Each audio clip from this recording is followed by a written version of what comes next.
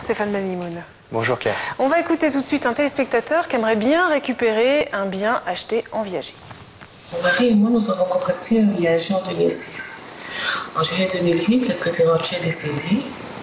Nous avons entrepris des démarches auprès de son notaire pour la restitution de notre bien. Or, à ce jour, rien ne bouge. Que faire de ce cas? Je vous remercie. Au revoir. Alors Stéphane, il est bien propriétaire de ce bien acheté en viager. Bien sûr. Effectivement, la vente en viager fait que l'acheteur est propriétaire dès le moment de la vente. Donc le bien lui appartient. Alors le principe initial, c'est que le contrat prévoit, parce qu'on doit anticiper justement ce genre de situation, prévoit les modalités pour pouvoir récupérer, donc des choses très concrètes, les clés, la répartition des charges, etc.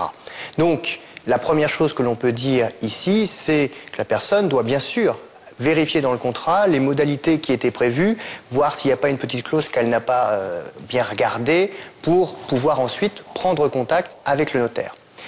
Ensuite, si effectivement tout est au clair par rapport à la date du 1er octobre et qu'il n'y a pas plus de précision, il faut continuer au niveau du notaire du défunt et donc le mettre en demeure véritablement, c'est-à-dire de manière formelle, de procéder effectivement à l'exécution de la vente en viager et donc de faire en sorte que les héritiers libèrent. Il ne suffit pas de l'appeler là, il faut... Non, il faut le mettre en demeure avec, bien sûr, pour éviter qu'il cherche à gagner du temps. Parce qu'en fait, à mon avis, le problème... il cherche à gagner du temps? Le problème, à mon avis, pour le notaire du défunt est très simple.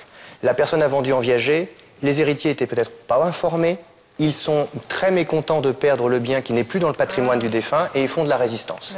Et donc ils demandent au notaire d'essayer justement de gagner du temps. Mais c'est illégal. C'est totalement illégal et donc bien entendu le notaire engage sa responsabilité. Donc il ne faut pas omettre dans la lettre recommandée de dire au notaire que si il ne donne pas suite, s'il ne permet pas effectivement à la personne de récupérer son bien, que sa responsabilité délictuelle pourra être engagée et du coup il pourra être condamné à payer des dommages et intérêts. Merci Stéphane. Avec plaisir Claire. Et je rappelle que pour vous poser une question, c'est très simple, il suffit de l'envoyer sur le site france5.fr, rubrique « C'est notre affaire ».